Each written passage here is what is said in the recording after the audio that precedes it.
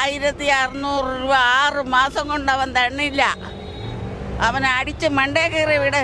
100% നമുക്ക് സന്തോഷമുള്ളതായിരുന്നു. ഞാൻ രാഷ്ട്രീയം നോക്കി പറഞ്ഞതല്ല, പുള്ളി ഇന്നലെ അറിയാമല്ലോ, പുള്ളിയുടെ ക്വാളിറ്റി കൊണ്ട് പറഞ്ഞതാണ്. തൃശ്ശൂർ കഴിഞ്ഞ പ്രാവശ്യം തോറ്റെങ്കിലും അത് കഴിഞ്ഞ് രണ്ടാമത് അദ്ദേഹം അവിടെ തന്നെ കേന്ദ്രീകരിച്ച് അദ്ദേഹം പല ജനങ്ങൾക്ക് ഉപകാരപ്രദമായ കാര്യങ്ങൾ ചെയ്തു. ഞങ്ങൾക്ക് പെൻഷൻ തന്നില്ല ആര് അവരെ അടിച്ച് മണ്ടയ്ക്കടിച്ച് വിടാൻ ആളില്ല.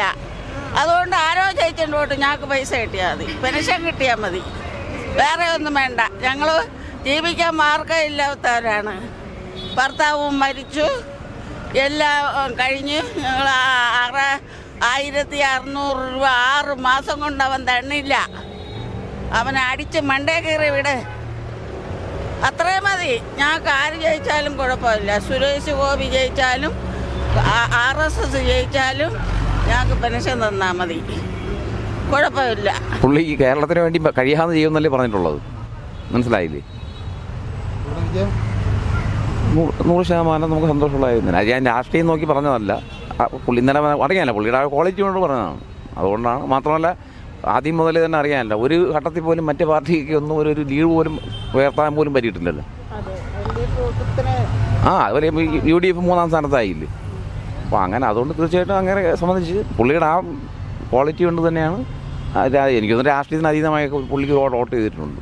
പുള്ളിനെ ഇൻ്റർവ്യൂവിലും പറഞ്ഞില്ല, എൻ്റെ മധ്യപ്രദേശ് അവിടെ നിന്നൊക്കെ ആൾക്കാർ ഇവിടെ വന്ന് ഒരുപാട് പുള്ളിക്ക് വേണ്ടി പ്രവർത്തിച്ചെന്ന് പറഞ്ഞു.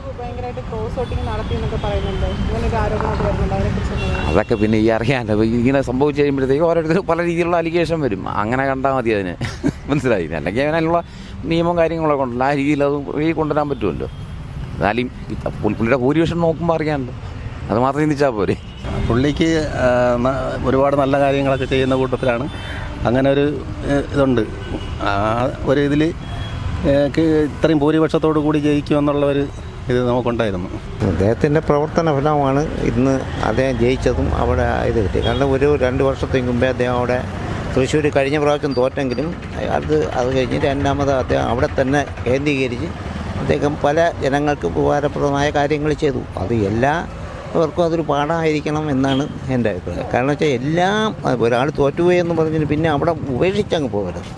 ആ മണ്ഡലത്തെ വീണ്ടും കവർ ചെയ്ത് ആ ആൾ അവന് വേണ്ടുന്ന പ്രവർത്തനങ്ങൾ ചെയ്ത് ആർക്കും വിജയിക്കാൻ സാധിക്കും, എല്ലാവർക്കും വിജയിക്കാം. ഇതാണ് എൻ്റെ അഭിപ്രായം. അത് അതിനെക്കുറിച്ചൊന്നും പറയാനില്ല. കാരണം വെച്ചാൽ അത് ജനങ്ങൾ മറിച്ച് ചിന്തിച്ചിരിക്കും എന്നാണ് എൻ്റെ വിശ്വാസം. അല്ല വേറെ അത് ഭരണത്തിൻ്റെ തകർച്ചയാണെന്നോ മറ്റോ ഒന്നുമില്ല. അതിനെക്കുറിച്ചൊന്നും എനിക്ക് അഭിപ്രായമില്ല. പക്ഷേ ജനങ്ങൾ മാറി ചിന്തിച്ചു. പുള്ളിക്കാരൻ ജയിച്ചത് നന്നായി. കാരണം ഒരുപാട് ആളുകളെയൊക്കെ സഹായിക്കുന്നുണ്ട്. അങ്ങനെയുള്ളവരല്ലേ നമുക്ക് വേണ്ടത്.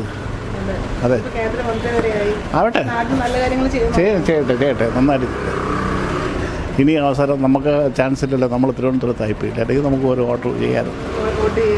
അതെ അതും ഇതിപ്പോൾ കേന്ദ്രത്തിൽ നടന്ന ഇലക്ഷനാണ്, ഇതുമായിട്ട് താരതമ്യം ചെയ്യാൻ പറ്റില്ല. അടുത്ത നിയമസഭ ഇലക്ഷൻ അറിയാം അതിൻ്റെ റിസൾട്ട് എങ്ങനെയാണെന്ന്. അതൊക്കെ പിടിക്കും. ഇവിടെ കേരളത്തിൽ എത്ര വർഷങ്ങളായി അവർ തിരഞ്ഞെടുക്കുന്നത്? 5 വർഷം പോയിരുന്ന അടുത്ത പ്രാവശ്യം അവർ പിടിച്ചോളൂ.